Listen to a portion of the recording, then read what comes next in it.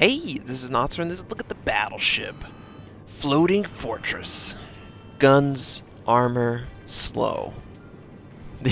These are the descriptors I would use to associate with a battleship. I'm going to tell you how to increase the strengths and minimize the weaknesses. So the Battleship, long range alpha damage, thick armor for tanking, the ability to heal itself. These are fantastic strengths that pretty much no other class of ship has. Now, tier 9 and 10 cruisers get the heal ability, but overall, you are the tank. You take damage, you can heal it, and you can dish it out. So the Battleship, keys to victory right off the bat, identify your enemies. For me, there's 3 enemy destroyers and 2 enemy carriers on the enemy team. So that means a whole lot of torpedoes are coming my way. Eventually. There's no way I'm going to avoid every destroyer and every carrier torpedo bomber. So my key is to success against destroyers. Keep them at range. I like to keep them within their detection range. So somewhere greater than 5 kilometers and less than 6 kilometers. This allows me to engage them effectively and maneuver for their torpedo attacks. A lot of times a destroyer will have a tail. They'll show the broadside, there'll be no smoke, islands. This is ideal torpedo strike situations. And whenever you see this coming, you need to maneuver. I love to run with rudder shift. I think the rudder is vitally important to all ships. Interestingly enough, they're actually buffing in 0.4.1, so it'll be even easier to maneuver with rudder shift. I don't know if I agree with that because my primary class is destroyers, and I do feel that someone who doesn't understand the threat should be penalized for that. I think it's really unfortunate that a player would be given the chance to maneuver if they didn't pay attention to the enemy's movement. I know there's an enemy destroyer near me. I also know that the enemy aircraft carrier wants to kill me, so he's got his dive bombers and his torpedo bombers all over me. I have increased AA range. I think AA is extremely important, and I think everyone should focus on maximizing your AA potential in both battleships and cruisers. And maneuvering is also important. Now, I'm in an area where it's not ideal. I don't have a lot of choices. So what I try and do is I'm going to try and make sure that he drops, and then I'm going to minimize the amount of torpedoes that make contact with the hull.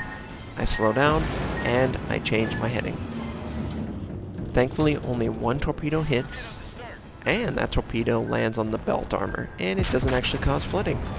If you have to have a torpedo make contact, you want it to hit in the midsection of the ship. Here's another torpedo that makes contact. It's at the edge of the ship, so steering is taken out, it causes flooding. You can see the difference in damage. Another enemy destroyer shows up. Clearly, I'm trying to reload in time. I still have Aichi loaded. Aichi's very effective against enemy destroyers. If you know you're going up against destroyers, load Aichi. It's just that simple. Makes it a lot easier to deal with, and you can basically kill them most of the time in 1 salvo. He sends out torpedoes, but they're not going to be successful. I have situational awareness. I think situational awareness is fantastic on any ship because it tells me there's an enemy ship in the vicinity without me seeing visually that there is. I knew there was a destroyer because he showed himself. He's clearly in sea, but I can also tell you that I am spotted. So anything that gives you more intel is important. It's only 1 commander point, and for the ability to tell you when a destroyer is close by, it's just way worth the 1 point investment. So clearly, destroyers and carriers, you have to commit to fighting them and dealing with their torpedoes in order to be successful. How do you deal with cruisers and battleships? Well, for cruisers, AP is fantastic, but AP is only viable when the target is showing a good amount of their side, right? Or their front or their back. If they have angling, it reduces the effectiveness of AP. It makes it harder for it to penetrate the armor. And sometimes you can find an enemy that is committed to angling the armor. In those situations, you either need to hold your shot for them to maneuver to bring their guns to bear, because generally whenever they bring their guns to bear, they are showing enough of their side where they can penetrate, or you need to switch to Aichi. Now most of the time I just stick with AP and wait for them to be greedy enough to show their side in order to fire the guns. I found that's very effective, and waterline is the ideal aiming location for AP. I can't express how useful the binoculars are. They have a nice clean line that tells you exactly where the cursor is located, so you can continue that line through the hole. You can also see the distance to target and the time to target, so you can calculate generally how much you need to lead. Now I have 2 enemy destroyers. Clearly I'm still fighting with Aichi. Clearly my goal is to keep range, not go towards the smoke because that's a bad strategy, and try and kill them whenever they move in to spot me or attack me. So for me, I don't want to give them any advantage. I'm going to move in so I can visually see the ship, and then what I'm going to do is I'm going to keep them in that 5-kilometer range. Smoke's gone, situation awareness is going off, they can see me. So I'm going to try and close that gap, obviously. I'm going to have all my guns loaded and aimed towards that area of the map. I'm going to have my secondaries ready to go. I like to set my target for both AA and secondary fire, so we can focus fire one more effectively. Because fighting 2 destroyers is not fun in a battleship. If they could play it correctly, or if I underestimated them, they could easily destroy me, and both of them could survive. I'm not going to underestimate them. Use an AG, take out modules. Secondaries are going to attack them because they're pretty close. Also, whenever they're broadside, they're sending out torpedoes, right? So I'm going to continue the turn. I'm not going to allow the torpedo aim indicator to be accurate. They're going to have to predict my movement rather than rely on the game telling them where I'm headed. And clearly, they did not predict correctly. They probably just used the indicator, or at least the Isukaze just used the indicator. The other destroyer has not sent out torpedoes.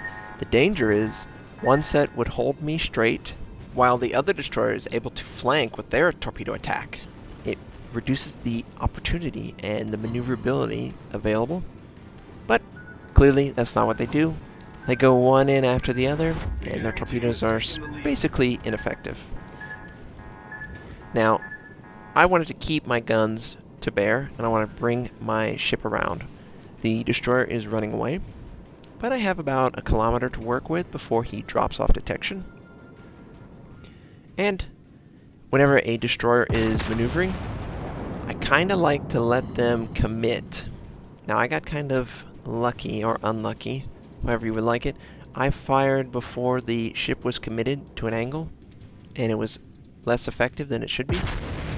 So he's committed, he's trying to escape, and I fire and I blow him up. Enemy destroyer foundered. And he probably regrets his life choices there. But yeah, textbook destroyer. You know, generally destroyers should beat battleships in that same scenario, but when you give up all of your ambush potential and you underestimate the enemy, you lose. The battleship isn't going to lose 100% of the time against a destroyer if they play it cautiously. Our team depends upon you. I'm all alone. This is a bad game, but it's a good game to showcase how you play a battleship in a defensive manner. So, now that the enemy destroyers are gone, I load AP. I know I'm going to go up against enemy battleships and enemy cruisers, and hopefully I'm going to engage them at a somewhat long range. And again, long range cruisers and battleships, waterline shots. If they're moving away or toward, raise or lower the elevation of the guns to compensate, so when they move over the area that you've targeted, the rounds would land in hopefully waterline. Waterline is the key. Now yeah, the guns are awful. The accuracy is terrible, Notser. Yes, I know. But you only need 1 or 2 to go in the right area. Battleships are really designed where minimal amount of rounds will make contact with the ship. So don't give up. You can do it. And there's beautiful indicators. You can see that beautiful line. So I aim below, and he turns and takes a citadel. The early cruisers, Omaha, Phoenix, Murmansk, very low armored. They're very easy to penetrate, I would say, compared to a high-tier cruiser like a Baltimore or a Des Moines.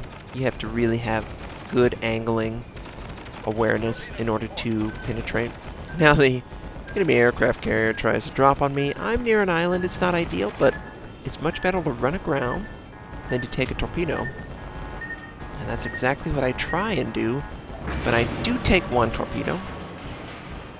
And there's still the threat of an enemy aircraft carrier using their torpedo bombers in the area, so I'm going to try and back up as quickly as I can. I set focus target on that torpedo. Now, it doesn't really matter when they're the only squadron in the area, but if there's another one, I want to punish that particular squadron. And you can just see the gun traverse is awful. Another thing I would highly recommend is getting the turret traverse skill for the commander, tier 2. Anything that will assist you in putting out damage is required. And you can see the torpedoes that are making contact with the belt armor are very ineffective. I don't think a single torpedo has caused flooding when it has made contact with that belt. The one that hit the steering definitely caused flooding, but there's no belt armor there. So we gotta deal with this Wyoming. And again, you can see waterline, and I lead the target. US battleships are very slow, so you need to keep that in mind, that you will probably need to lead them less than a Japanese or a late tier US battleship. So fires are devastating against a battleship. If you're firing on them and you're a cruiser, use Aichi, try and spread it around. There's 4 potential spots on every ship, and you have a potential to do something like 1k per second dot damage, and that really adds up.